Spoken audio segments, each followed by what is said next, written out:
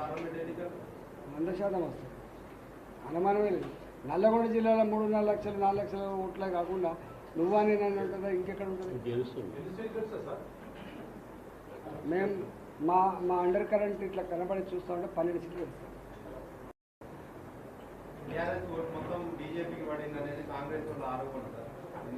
తెలియదు ప్రజలు.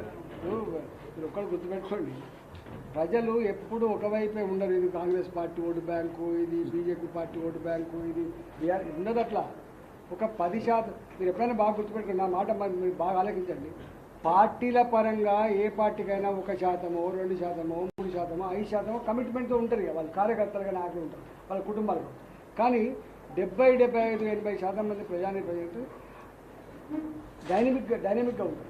పరిస్థితిని బట్టి, అవసరాన్ని బట్టి మారుతూ ఉంటుంది. కానీ ఇదంతా ఇది బీఆర్ఎస్ ఓటు బ్యాంకు, ఇదంతా ఎవరు ఓటు బ్యాంకు లేదు. ఎవరి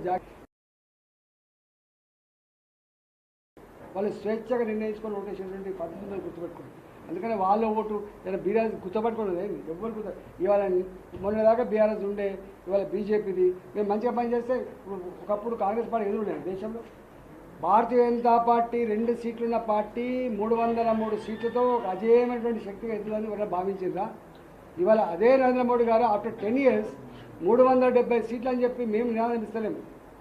యావత్ దేశ ప్రజానికం అంతా కూడా అప్కీ బార్ మోదీ 400 పార్, ఫిర్ ఏక్ బార్ మోదీ సర్కార్.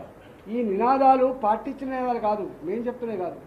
కాబట్టి ఎవరి ఓటు బ్యాంక్ లేదు. ప్రజలు డైనమిక్గా ఉంటారు.